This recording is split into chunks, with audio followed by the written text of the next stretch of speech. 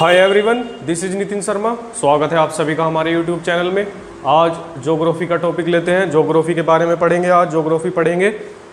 Geography में जो आज हमारा टॉपिक है वो होगा globe, latitude and longitude. Globe अक्षांश एवं देशांतर। लैटिट्यूड का मतलब होता है अक्षांश, लॉन्गिट्यूड का हिंदी में मतलब होता है देशांतर। बाइलैंग्वेज पढ़ेंगे। चलिए शुरू करते हैं आज का टॉपिक। पृथ्वी गोलाकार नहीं बल्कि ध्रुवों पर चपटी होती है। Earth is not spherical, it is slightly flattened at the poles. Earth ध्रुवों पर चपटी होती है, गोलाकार नहीं होती। इसका मतलब ये हुआ, ये जो अर्थ का अक्ष है, ये अक्ष जो हमें दिखाई दे रहा है, वैसे तो एक इमेजिनरी लाइन है, होता नहीं है, एग्जिस्ट नहीं करता। हमने ऐसा मान लिया क्योंकि ऐसे रोटेट करती है अर्थ, तो हमने मान लिया कि ये इसका अक्ष है और यहाँ पर ये पोल्स हैं। एक पोल्स ये रहा, ये साउथ पोल है और ये नॉर्थ पोल है। यहाँ पर पृथ्वी गोल नहीं है, मतलब यहाँ पर अर्थ जो है स्फेरिकल शेप में नहीं है। यहाँ पर पृथ्वी, हमारी जो पृथ्वी है, यहाँ पर, यहाँ और यहाँ चपटी है थोड़ी सी, ये ऐसा कह सकते हैं, थोड़ी सी धसी हुई है अंदर की तरफ, जबकि यहाँ विषुवत वृत्त पर ये थोड़ी सी बाहर की तरफ निकली हुई है। तो हम कह सकते हैं earth is not spherical, it is slightly flattened at the poles. Poles पर थोड़ी चपटी है। नेक्स्ट पॉइंट लेते हैं। अगला पॉइंट है, अक्ष के अलावा एक अन्य काल्पनिक रेखा भी है जो पृथ्वी को दो बराबर भागों में बांटती है और जिसका नाम है विषुवत रेखा। ये तो अक्ष था इसका, ये भी काल्पनिक रेखा थी। अक्ष होता नहीं है, एग्जिस्ट नहीं करता। अर्थ का जो एक्सिस है वो एग्जिस्ट नहीं करता, मतलब अर्थ वास्तव में कुछ नहीं होता। अक्ष जो है वास्तव में कुछ नहीं होता, बल्कि ये तो हमारी कल्पना मात्र है। इसी तरीके से एक कल्पना और भी है हमारी, इस टाइप की रेखा जो पृथ्वी को दो बराबर भागों में बांटती है, एक ऊपर का हिस्सा और एक नीचे का हिस्सा। एक ऊपर का हिस्सा होता है इसमें और एक नीचे का हिस्सा। जैसे मेरे पास ये ग्लोब है, आप ग्लोब में देख सकते हैं, ये ग्लोब में जो बिल्कुल बीचों बीच से जो लाइन गई है, ये पृथ्वी को दो बराबर भागों में बांट रही है, एक ऊपर का भाग और एक नीचे का भाग। पृथ्वी को ये वाली लाइन या विषुवत रेखा दो बराबर भागों में बांट रही है, एक ऊपर का हिस्सा और एक नीचे का हिस्सा। जो ऊपर का हिस्सा है उसे उत्तरी गोलार्ध बोलते हैं और जो नीचे वाला हिस्सा है उसे दक्षिणी गोलार्ध बोलते हैं। ये पृथ्वी को दो बराबर भागों में बांट रही है, इसे विषुवत रेखा बोलते हैं, इक्वेटर बोलते हैं इंग्लिश में, इसे इक्वेटर बोलते हैं। और ये इक्वेटर इस हमारी अर्थ या पृथ्वी को दो बराबर भागों में बांटता है। जो ऊपर का हिस्सा है वो नॉर्थर्न हेमिस्फीयर है और जो नीचे का हिस्सा है वो सदर्न हेमिस्फीयर है। ये उत्तरी गोलार्ध है और ये दक्षिणी गोलार्ध है। जैसे अगर हम भारत की बात करें तो भारत उत्तरी गोलार्ध में पड़ता है, मतलब ऊपर वाले हिस्से में पड़ता है। जैसे ऑस्ट्रेलिया की बात करें तो ऑस्ट्रेलिया दक्षिणी गोलार्ध में पड़ता है। इन गोलार्धों से अंतर क्या पड़ता है कि जब एक स्थान पर गर्मी होती है तो दूसरे स्थान पर सर्दी होती है, जब दूसरे स्थान पर सर्दी होती है तो यहाँ गर्मी होती है, इसलिए अलग अलग है, इनका महत्व है। ये ऊपर का उत्तरी गोलार्ध और नीचे का दक्षिणी गोलार्ध। इसके बाद अगले पॉइंट की बात करते हैं। दो अक्षांशों के बीच की दूरी लगभग 111 किलोमीटर है। क्या होते हैं अक्षांश? हमने अभी भी पढ़ा, ये इक्वेटर है। ये इक्वेटर एक ऐसी लाइन है या विषुवत रेखा, एक ऐसी रेखा है जो पूरी पृथ्वी को दो बराबर भागों में बांटती है। जो नीचे का हिस्सा है वो दक्षिणी गोलार्ध है और जो ऊपर का हिस्सा है वो उत्तरी गोलार्ध है। लेकिन इसके समांतर भी कुछ इमेजिनरी लाइन हमने ड्रॉ की हुई हैं। ये रेखाएं जो इसके समांतर हैं, विषुवत रेखा के जो समांतर रेखाएं हैं, इन्हें ही बोलते हैं अक्षांश। ये ही होते हैं अक्षांश, इन्हें ही हम अक्षांश या लैटिट्यूड बोलते हैं। इंग्लिश में इन्हीं का नाम अक्षांश या लैटिट्यूड है। इन्हें ही, इन रेखाओं को, इन काल्पनिक रेखाओं को ही हम कहते हैं अक्षांश या लैटिट्यूड। इन्हीं काल्पनिक रेखाओं को हम अक्षांश या लैटिट्यूड बोलते हैं। अब ये होता क्या है, यहाँ से ये जैसे विषुवत वृत्त है या विषुवत रेखा है, यहाँ से ऊपर की तरफ अक्षांशों में बटी हुई है और ये कुल मिलाकर यहाँ से अगर हम गिने तो ये 90 डिग्री तक जाता है। आप देख सकते हैं यहाँ से यहाँ तक जो एंगल बना हुआ है, पहला अक्षांश यहाँ, फिर यहाँ, फिर यहाँ, फिर यहाँ, इस तरीके से यहाँ जाके सारे अक्षांश खत्म हो जाएंगे। तो ये कुल कितने डिग्री तक गए? 90 डिग्री तक। कुल कितने डिग्री तक गए ये अक्षांश? 90 डिग्री तक। कुल अक्षांश कितने डिग्री तक गए? ये 90 डिग्री तक। भाई यहाँ से पहला गया फिर दूसरा, इस तरीके से यहाँ पर 90 डिग्री हो जाएगी। अब इन अक्षांशों को किस तरीके से हम डिनोट करते हैं, कैसे लिखते हैं, कौन सा अक्षांश कहाँ है। मान लीजिए ये अक्षांश इधर की तरफ है, साउथ की तरफ है इक्वेटर से, या विषुवत रेखा से साउथ की तरफ है, जैसे ये अक्षांश ये वाला, और ये नॉर्थ की तरफ है। तो जो नॉर्थ की तरफ है, मान लिया 10 डिग्री का अक्षांश है, तो यहाँ पे लिखेंगे 10 डिग्री नॉर्थ। इसका मतलब ये विषुवत रेखा से नॉर्थ की तरफ 10 डिग्री में है। और अगर ये अक्षांश विषुवत रेखा से साउथ की तरफ हो, विषुवत रेखा से ये अक्षांश साउथ की तरफ हो, तो फिर लिखेंगे, मान लो 10 डिग्री का ही है तो 10 डिग्री साउथ, ऐसे लिखेंगे इस अक्षांश को। अब ये अक्षांश बने हुए हैं, आपको पता है कि पहला अक्षांश 1 डिग्री, 2 डिग्री, 3 डिग्री, 4 डिग्री, इस हर एक डिग्री पर एक अक्षांश बना हुआ है, या कल्पना किया हुआ है हमने। हर एक डिग्री पर एक अक्षांश की कल्पना की हुई है। ये विषुवत वृत्त है या विषुवत रेखा है, इसी से ऊपर की तरफ को चलेंगे तो बोलेंगे नॉर्थ की तरफ को, और नीचे की तरफ को चलेंगे तो साउथ की तरफ को चलेंगे इसी से। जैसे ये विषुवत वृत्त है और यहाँ से हम कर्क रेखा लगभग 23.5 डिग्री नॉर्थ से गुजरती है, जबकि मकर रेखा लगभग 23.5 डिग्री, मकर 23.5 डिग्री साउथ से गुजरती है, ऐसा कह सकते हैं हम। अब ये जो दो अक्षांश हैं, ये कितने ही अक्षांश बने हुए हैं इस प्रकार आप समझ सकते हैं। यहाँ 0 डिग्री है, उसके बाद 1 डिग्री, 2 डिग्री, 3 डिग्री, कुल मिलाकर 90 डिग्री तक है ऊपर, 90 डिग्री तक ऊपर है और 90 डिग्री तक नीचे है। 90 और 90 180 और एक जीरो वाला, कुल कितने हुए 90 और 90 180 और एक जीरो वाला या इक्वेटर या विषुवत वृत्त वाला जो अक्षांश है, कुल मिलाकर ये हुए 181। इनकी संख्या कितनी हुई, अक्षांशों की संख्या कितनी हुई 181। अब दो जो आसपास वाले अक्षांश है, जैसे एक अक्षांश ये रहा, दूसरा अक्षांश ये रहा, इनके जो बीच की दूरी होती है, इस पे क्वेश्चन आता है बहुत बार एग्जाम में, दो अक्षांशों के जो बीच की दूरी होगी वो होगी 111 किलोमीटर, लगभग अप्रोक्सीमेटली 111 किलोमीटर, या फिर इसे 69 माइल्स भी कह सकते हैं। ऐसा भी कह सकते हैं कि दो अक्षांशों के जो बीच की दूरी होगी वो 69 माइल्स होगी, ऐसा भी कह सकते हैं। ये क्वेश्चन आता रहता है हमेशा एग्जाम में।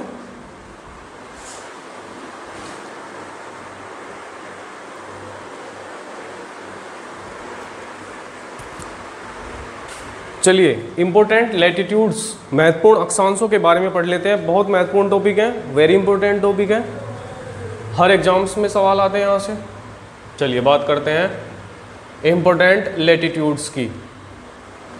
क्या होते हैं इंपॉर्टेंट लैटिट्यूड्स, कौन कौन से इंपॉर्टेंट लैटिट्यूड्स है जो एग्जाम के पॉइंट ऑफ व्यू से हमें याद करने आवश्यक हैं। हमने जैसा अभी बताया था कि पृथ्वी के बीचों बीच एक ऐसी काल्पनिक रेखा है जो पृथ्वी को दो बराबर भागों में बांटती है, ऊपर का नॉर्थन हेमिस्फीयर, नीचे का सदर्न हेमिस्फीयर। नॉर्थन हेमिस्फीयर मतलब उत्तरी गोलार्ध और सदर्न हेमिस्फीयर मतलब दक्षिणी गोलार्ध। ये उत्तरी गोलार्ध है और ये दक्षिणी गोलार्ध है। अब इन्हीं के समांतर या इक्वेटर के समांतर पैरेलल या समांतर रेखाएं खींची गई हैं, जिन्हें जो अक्षांश बताए गए हैं, जिन्हें अक्षांश कहते हैं। इसी के समांतर यहाँ से खींच दिए, इसी तरह यहाँ ये 0 डिग्री पर है, यहाँ से 1 डिग्री, 2 डिग्री, 3 डिग्री, 4 डिग्री और पोल पे जाके हो जाएगी 90 डिग्री। यहाँ कहते हैं पोल पे जो होगा 90 डिग्री नॉर्थ, और यहाँ क्या होगा 90 डिग्री साउथ। यहाँ 90 डिग्री क्या होगा साउथ। अब 1 डिग्री की जाएगी, 2 डिग्री की जाएगी, 3 डिग्री। तो एक कुछ रेखाओं को हमने बांट लिया है खगोलीय घटनाओं के आधार पर, या यूँ कहिए सूर्य के आधार पर, जिनसे ऋतुएं परिवर्तन का हम हिसाब लगा सकते हैं, जिनसे जान सकते हैं ऋतुएं किस प्रकार परिवर्तित होती हैं। कौन सी हैं वो अक्षांश? एक अक्षांश ये है, वेरी इंपॉर्टेंट अक्षांश है, कर्क रेखा, ट्रॉपिक ऑफ कैंसर। ये होता क्या है, ये जैसे इधर को चलेंगे तो नॉर्थ लेना है हमें, तो इधर को 23.5 डिग्री 23.5 डिग्री नॉर्थ पर जो लाइन होती है उसे बोलते हैं ट्रॉपिक ऑफ कैंसर या कर्क रेखा। ट्रॉपिक ऑफ कैंसर, कर्क रेखा। और इक्वेटर से दक्षिण की तरफ या साउथ की तरफ 23.5 डिग्री साउथ पर जो लाइन होती है उसे बोलते हैं tropic of Capricorn, tropic of Capricorn या मकर रेखा। उसके बाद अगर हम नॉर्थ में ही चलेंगे 66.5 डिग्री या 66.5 डिग्री नॉर्थ में चलेंगे अगर, तो होगा आर्कटिक सर्किल। क्या होगा? Arctic circle. और अगर हम साउथ में चलेंगे तो होगा अंटार्कटिक सर्किल। अंटार्कटिक सर्किल आपने सुना भी होगा, यहाँ एक महाद्वीप है या कंटिनेंट है जिसको हम सभी जानते हैं अंटार्कटिका महाद्वीप, और वहाँ वो एकमात्र ऐसा महाद्वीप है जिस पर कोई भी जनसंख्या नहीं पाई जा सकती या कोई व्यक्ति, कोई मानव वहाँ नहीं पाया जाता, हमेशा बर्फ जमी रहती है। वो यहीं पर है, साउथ पोल पर ही है अंटार्कटिका महाद्वीप। वो अंटार्कटिक सर्किल एक ही बात है, इसी के नाम पर ही है अंटार्कटिका महाद्वीप या अंटार्कटिका कंटिनेंट। क्या होता है इनका महत्व, ध्यान से समझेंगे। ये है विषुवत वृत्त और ये है कर्क रेखा और ये है मकर रेखा। ये पृथ्वी का लगभग बीच वाला भाग है। विषुवत वृत्त इक्वेटर जिसे हम बोलते हैं, ये इक्वेटर है, ये कर्क रेखा है और ये मकर रेखा है। ये पृथ्वी का बीच वाला भाग है। ये अर्थ का, हमारी अर्थ का या पृथ्वी का ऐसा भाग है जिसमें साल में एक बार सूर्य आपके सिर के ऊपर आएगा ही, सूर्य आपके सिर के ऊपर आता ही आता है। यही कारण है कि इस भाग में कर्क रेखा से लेकर मकर रेखा तक या ट्रॉपिक ऑफ कैप्रिकॉर्न से लेकर ट्रॉपिक ऑफ कैंसर तक, मतलब जो ये बीच वाला भाग है, इस भाग में, पृथ्वी के इसी भाग में सबसे ज़्यादा गर्मी पड़ती है। यहाँ सबसे ज़्यादा गर्मी पड़ने का यही कारण है क्योंकि यहाँ साल में सूर्य एक बार सिर के ऊपर आता ही है। सूर्य की किरणें लंबवत पड़ती है यहाँ, और लंबवत सूर्य की किरणें पड़ने के कारण यहाँ ये इस क्षेत्र को गर्म क्षेत्र बोलते हैं या इसे उष्ण कटिबंध क्षेत्र बोलते हैं, इंग्लिश में बोलते हैं टोरिड जोन। क्योंकि यहाँ सबसे ज़्यादा गर्मी पड़ती है इसलिए ये इसे उष्ण कटिबंध क्षेत्र बोलते हैं, उष्ण कटिबंध या टोरिड जोन बोलते हैं इसे। यहाँ सूर्य की रेखा साल में एक बार लंबवत पड़ती ही पड़ती है। उसके बाद कर्क रेखा से लेकर आर्कटिक सर्किल तक, या फिर इधर आ जाए साउथ में मकर रेखा से लेकर अंटार्कटिक सर्किल तक, इसमें सूर्य की रेखा सीधी नहीं पड़ती, इसमें सूर्य की रेखा सीधी नहीं पड़ती बल्कि थोड़ी तिरछी हो जाती है। अब यही कारण है यहाँ के मुकाबले ये जो क्षेत्र है थोड़ा सा ठंडा है, हल्का सा कूल है, यहाँ पर ठंड है, हल्की सी कोल्ड है यहाँ पर। तो ये क्षेत्र इसके मुकाबले, उष्ण कटिबंध के मुकाबले थोड़ा सा ठंडा है, और यहाँ ये क्षेत्र भी उष्ण कटिबंध के मुकाबले थोड़ा सा ठंडा है, कोल्ड है यहाँ पर। उसके बाद सबसे लास्ट में आता है पोलवारा, इधर आर्कटिक सर्किल और इधर अंटार्कटिक सर्किल। जो ये क्षेत्र है मकर रेखा से, कर्क रेखा से लेकर आर्कटिक सर्किल तक या फिर मकर रेखा से लेकर अंटार्कटिक सर्किल तक का जो ये जो क्षेत्र है उसे बोलते हैं शीतोष्ण कटिबंध। वो उस क्षेत्र को बोलते हैं शीतोष्ण कटिबंध या टेम्परेट जोन। हमने बीच में पढ़ा था टोरिड जोन, ये और ये दोनों है टेम्परेट जोन, मतलब बीच में था उष्ण कटिबंध और यहाँ पर दोनों जगह है शीतोष्ण कटिबंध, मतलब एक जैसा मौसम होगा यहाँ और यहाँ। उसके बाद सबसे लास्ट में चलते हैं पोल्स की तरफ, यहाँ आर्कटिक सर्किल और यहाँ अंटार्कटिक सर्किल। ये इसके ऊपर का जो भाग है वहाँ ज़्यादातर बर्फ जमी होती है। यहाँ सूर्य की किरणें हमेशा सरपट पड़ती हैं, मतलब इस टाइप से पड़ेंगी, डायरेक्ट कभी नहीं पड़ेंगी इस टाइप से, क्योंकि सूर्य इधर है। अब सूर्य की किरणें ऐसे पड़ेंगी डायरेक्ट, तो इधर जो सूर्य की किरणें जाएंगी वो सरपट पड़ेगी, तो वहाँ सूर्य का प्रभाव कम होता है, बहुत ज़्यादा कम होता है। यही कारण है पोल्स पर, पृथ्वी के ध्रुवों पर हमेशा बर्फ़ जमी होती है। जैसे यहाँ हमने अभी पढ़ा था अंटार्कटिका जो हमारा कंटिनेंट है, जो महाद्वीप है, वहाँ कोई भी मानव नहीं पाया जाता। उसका कारण यही है क्योंकि यहाँ ध्रुवों पर, पृथ्वी के ध्रुवों पर, ये दक्षिणी ध्रुव है पृथ्वी का और ये पृथ्वी का उत्तरी ध्रुव है, इन पर हमेशा ही बर्फ़ जमी होती है, क्योंकि ये क्षेत्र ऐसे हैं जहाँ सूर्य की किरणें कभी सीधी नहीं जाती बल्कि तिरछी होती हैं, बहुत ज़्यादा तिरछी होती हैं और गर्मी कम होती है। यही कारण है यहाँ ठंड ज़्यादा होती है, और ठंड ज़्यादा होने के कारण हमेशा ही यहाँ पृथ्वी के पोल्स पर बर्फ़ जमी होती है। एक बार फिर देख लेते हैं, ये इक्वेटर है, ये मकर रेखा है, ये कर्क रेखा है, 23.5 डिग्री पर कर्क रेखा है नॉर्थ में, 23.5 डिग्री पर साउथ में मकर रेखा है, 66.5 डिग्री पर आर्कटिक सर्किल है नॉर्थ में, और साउथ में कौन सा सर्किल है, अंटार्कटिक सर्किल।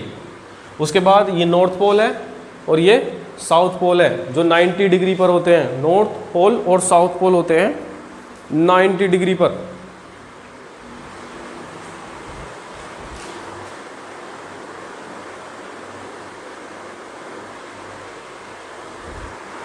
आइए अब बात लॉन्गिट्यूड की कर लेते हैं। वाट आर लॉन्गिट्यूड, देशांतर क्या है, क्या होता है देशांतर, समझते हैं। हमारे पास एक ग्लोब है, ग्लोब से समझते हैं। जैसे एक ग्लोब है, तो ग्लोब की जो ये इक्वेटर है हम जानते हैं, इक्वेटर है, ये पृथ्वी को 2 बराबर भागों में बांटता है, ये नॉर्थन हेमिस्फीयर और ये सदर्न हेमिस्फीयर, 2 हेमिस्फीयर है। उसी प्रकार ये जो वर्टिकल लाइन है इन्हें बोलते हैं लॉन्गिट्यूड या देशांतर, इन्हें ही लॉन्गिट्यूड या देशांतर बोलते हैं। और जो ये इस टाइप की लाइन है, हॉरिजॉन्टल जो लाइन आपको दिखाई दे रही है, हॉरिजॉन्टल जितनी भी लाइन है इन्हें बोलते हैं अक्षांश। तो अक्षांश तो हम पढ़ चुके हैं, हमने पढ़ा 23.5 डिग्री अक्षांश नॉर्थ में होगा तो कर्क रेखा, 23.5 डिग्री अक्षांश साउथ में होगा तो मकर रेखा, ये हमने अभी अभी पढ़ा है। अब हम देशांतर के बारे में जानते हैं। देशांतर, ये वर्टिकल लाइन जो होती है ये देशांतर ही होते हैं। इनसे हम समय का निर्धारण करते हैं, इनसे बताते हैं कि किसका समय किससे कितना ज़्यादा है, कितना आगे है, या सूर्य सबसे पहले कहाँ निकलता है, इसका हिसाब इसी के हिसाब से लगा लेते हैं। ये जान लेते हैं कहाँ समय आगे है और कहाँ समय पीछे है। इन्हीं से हम समय का निर्धारण करते हैं, मतलब देशांतर से ही समय का निर्धारण करते हैं। समझिए क्या है लॉन्गिट्यूड। ग्रीनविच, जहां इंग्लैंड की राजकीय वेधशाला है, से गुजरने वाले याम्योत्तर को प्रमुख याम्योत्तर माना गया है। इसे 0 डिग्री देशांतर माना गया है, 0 डिग्री देशांतर माना गया है।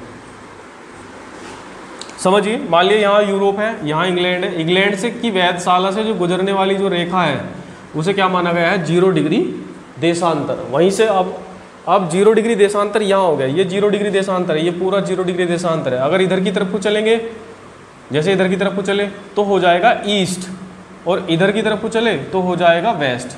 मतलब अगर जो कोई कंट्री यहाँ इंग्लैंड के पूर्व में है तो ईस्ट में होगी वो, और जो इसके ईस्ट में जो कंट्री होगी वहाँ समय आगे होगा, वहाँ देशांतर ज़्यादा होगा। मतलब ईस्ट में जो हमारे देशांतर होंगे वहाँ समय ज़्यादा होगा, वहाँ सूर्य पहले निकलेगा इस टाइप से। और यहाँ जो वेस्ट में जो कंट्री होंगी इसके, वहाँ समय पीछे होगा। जैसे मान लीजिए एग्जांपल के तौर पर, अगर यहाँ 6 बजे हैं तो यहाँ 7 बजे होंगे और यहाँ 5 बजे होंगे। इस एग्जांपल है, एग्जांपल से ऐसे समझ सकते हैं।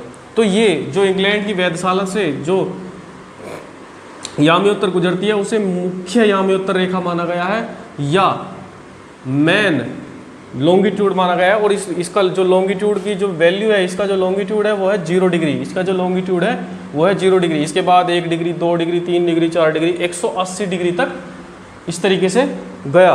किसमें? ईस्ट में। और 180 डिग्री तक ही कहाँ गया? वेस्ट में। मतलब जैसे 1 degree, 2 degree, 3 degree, 4 degree, 5 degree, इस तरीके से 180 डिग्री तक ईस्ट में और 180 डिग्री तक वेस्ट में। मान लीजिए ये मेन मुख्य याम्योत्तर रेखा है, तो इसके पीछे इस तरीके से वेस्ट में गए हम 180 डिग्री तक, और इसके आगे भी गए 180 डिग्री तक ईस्ट में। और 180 डिग्री की जो लाइन है वो एक ही है। मतलब अगर ईस्ट से चलेंगे जब भी वो 180 डिग्री पर बैठेगी, और अगर वेस्ट से चलेंगे जब भी 180 डिग्री पर बैठेगी। कुल मिलाकर 180 डिग्री की जो लाइन है वो एक ही है। और 0 डिग्री की लाइन, ये 0 डिग्री है, उसके बाद यहाँ 1 डिग्री ईस्ट होगा, 2 डिग्री ईस्ट होगा, 3 डिग्री, इस तरीके से इधर की तरफ को बढ़ती चली गई और 180 डिग्री तक पहुँची। और इधर की तरफ को 1 डिग्री वेस्ट होगा, 2 डिग्री वेस्ट होगा, 3 डिग्री वेस्ट होगा, इधर की तरफ को वेस्ट में चलती चली गई। और जो 180 डिग्री की जो ईस्ट की लाइन या वेस्ट की लाइन, दोनों की लाइन एक ही है, 180 डिग्री वाली लाइन। कुल मिलाकर इनकी जो संख्या होगी वो 180 डिग्री की तो लाइन एक ही होगी। कुल मिलाकर ये जो संख्या बैठेगी इनकी 360 बैठेगी। जो इनकी टोटल संख्या बैठेगी, देशांतरों की कुल संख्या बैठेगी 360, क्योंकि 180 डिग्री की एक ही लाइन है और एक 0 डिग्री की भी लाइन है, तो वही 360 बैठ के 180 डिग्री तक जा रहे हैं उधर, 180 डिग्री तक इधर, 360 मान लो, क्योंकि अगर 180 डिग्री की एक ही लाइन है तो फिर 0 डिग्री की भी तो है, एक ज़्यादा है। तो कुल मिलाकर 360 हमारे देशांतर होंगे। कुल देशांतर हमारे कितने होंगे? 360। इन देशांतरों की सहायता से हम समय का निर्धारण भी करते हैं। इन देशांतरों की सहायता से हम समय का निर्धारण भी करते हैं। जानते हैं कैसे करेंगे समय का निर्धारण। और हम ये भी समझ लीजिए कि अक्षांश और देशांतर को मिलाकर किसी स्थान के कोऑर्डिनेट बनाते हैं। मतलब अगर ये हमने अभी भी पढ़ा है, इस टाइप से जो होते हैं हॉरिजॉन्टल जो लाइन होती हैं, जो विषुवत वृत्त के पैरेलल होती हैं, वे क्या होती हैं, अक्षांश। जब हमें किसी स्थान के अक्षांश और देशांतर दोनों पॉइंट का पता लग गया तो हम एग्जैक्ट उसी लोकेशन पे पहुंच सकते हैं, तो इसलिए बहुत हेल्प करते हैं हमारी। अब बात समय की कर लेते हैं, कैसे लॉन्गिट्यूड कैसे समय को प्रभावित करता है, या कैसे लॉन्गिट्यूड से समय प्रभावित होता है, जानते हैं इस बारे में। समय में, टाइम में और लॉन्गिट्यूड में क्या रिलेशन है।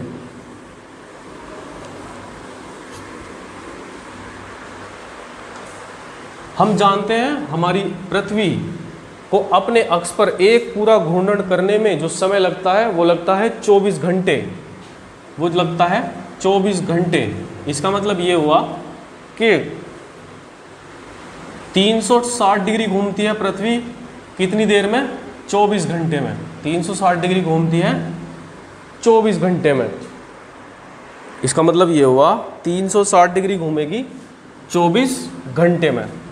और हम कहने लगे कि 1 डिग्री घूमेगी कितनी देर में, अगर हमने 1 डिग्री निकालना है यहाँ से तो 1 डिग्री घूमेगी 24 घंटे बटे 360 में, इतने घंटे में घूमेगी 1 डिग्री। और इसे घंटों को मिनट में बदल लो तो 24 × 60, अब मिनट हो गया है, और अपॉन 360, 0 से 0 6 छंग 36 और 6 चौक 24। कुल मिलाकर पृथ्वी को 1 डिग्री घूमने के लिए कितनी टाइम चाहिए, 4 मिनट। मतलब 4 मिनट में पृथ्वी जो है 1 डिग्री घूम जाएगी। 4 मिनट में पृथ्वी 1 डिग्री घूम जाएगी। समझिए क्या खेल है।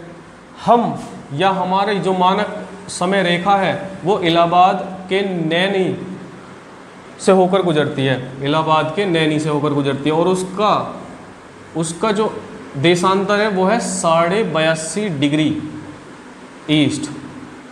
तो इससे होगा क्या, इसका मतलब इंग्लैंड में तो 0 है और हम इससे इतनी आगे हैं 82.5 डिग्री ईस्ट में, तो देखते हैं हम उससे कितना समय आगे हैं। भाई इंग्लैंड में तो यहाँ बिल्कुल 0 है और यहाँ 82.5 डिग्री ईस्ट में है, तो हम इंग्लैंड से कितने समय आगे हैं, मान लिया ये जानना हमें, तो हमें ये देखना पड़ेगा कि 82.5 डिग्री पे कितना टाइम होगा। 82.5 डिग्री पे आप खुद देख लो कि 1 डिग्री पे 4 मिनट, तो 82.5 डिग्री पे कितना होगा, 4 × 82.5, इतना टाइम होगा 82.5। इसका मतलब यही है, चेक करते हैं ये इतनी मिनट होंगी, देखते हैं। 4 × 5 20, हासिल लगे 2, 4 दूनी 8 और 2 10, हासिल लगा 1, 4 8 32 और 1 33। कुल मिलाकर पॉइंट यहाँ आ गया, कुल मिलाकर 330 मिनट। 330 मिनट को घंटों में बदल लो। 330 मिनट को घंटों में कैसे बदलेंगे, 330 को 60 से भाग दे देंगे। अब क्या होगा, 0 से 0 गई, बताओ कितना बचा, ये 6 × 5 30, 5 तो पूरा आ गया, उसके बाद बचेगा 3/6। जो ये 3/6 है इसका मतलब है आधा घंटा। कुल मिलाकर हम इंग्लैंड के समय से 5.5 घंटे आगे हैं, मतलब हमारा जो समय है वो इंग्लैंड के समय से 5.5 घंटे आगे है। जब हमारे यहाँ 5:30 बजेंगे तो इंग्लैंड में 12 ही बजेंगे, या ऐसा कहिए कि जब हमारे यहाँ 10:30 बजेंगे, रात के 10:30 बजेंगे, तो इंग्लैंड में शाम के 5 ही बजेंगे बस, क्योंकि हमारा समय इंग्लैंड के समय से 5.5 घंटे आगे है।